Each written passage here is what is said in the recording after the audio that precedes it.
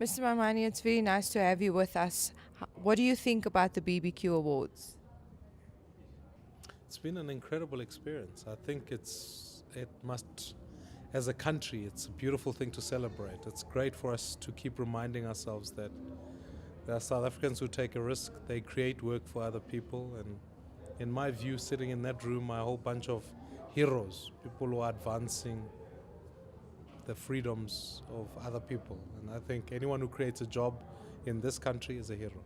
And are you enjoying it? Yeah, it's been good fun. Love the music, love the entertainment. The food has been great. So it's a great privilege to be here, Sid. What do you think about the category winners as well as the nominees in the various categories?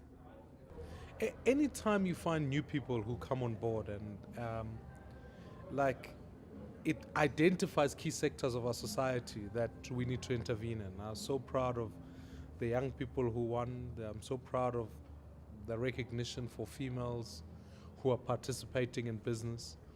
It's a great recognition for new businesses because South Africa's project must be to grow the pie, add more businesses, not less. And so it's my first time here, so it's really, really special, and it's good to see. It's good to see the diversity of it, and so I want to wish all the winners well. I want to wish those who are nominated. I think it's a great achievement, and it's the pride of our country. So I've really been enormously impressed with what's been happening. What are the challenges that you think black businesses in South Africa face? Look, all of them vary across sectors. We must accept that our economy is still concentrated in a few hands, and the job that we've got to do is work on the project of inclusion.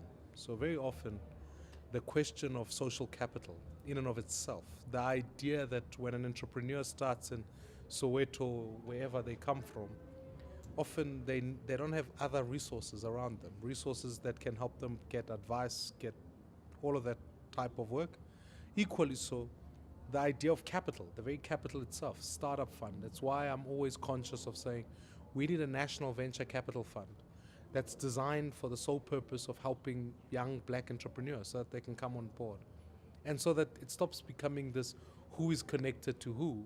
It can be accessible to a really broad base of society. But also, furthermore, it's the idea of the regulatory burden. I sometimes think that we make life too complicated for businesses, especially startups, in how they go and how we assist them. The last thing I would argue is that for many of the black businesses, the notion of research and development, when you think about formal and informal sector, I go to communities and it doesn't help all of us to sell oranges. It doesn't help all of us at a startup level to be doing the same thing, whether it be catering, whether it be big businesses. What we've got to do is have a state that has the capacity to give research and design. I want black businesses that say, if you need financing for exploration in the mineral sector, the state will assist you with that, so long as you commit yourself to sinking a mine and creating a sustainable business. If we create in construction and major industries, financial services, we've got to add more. I'm frustrated that there are only a few banks. We need more banks, and we need more in those industries, but also even in the informal sector.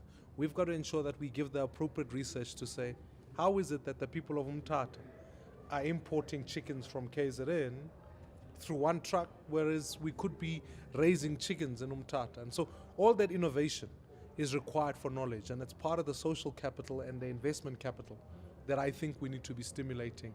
And then argue the case more and more that how do we build on a more inclusionary basis so that we provide the appropriate capital for business. Well, thank you so much for joining us, and I really hope that you enjoy the rest of your evening. Yeah, absolutely. If I could say one last thing, is that we've got to never lose track of the conversation around growing the economy broadly, because it doesn't matter. Businesses thrive in an environment that thrives.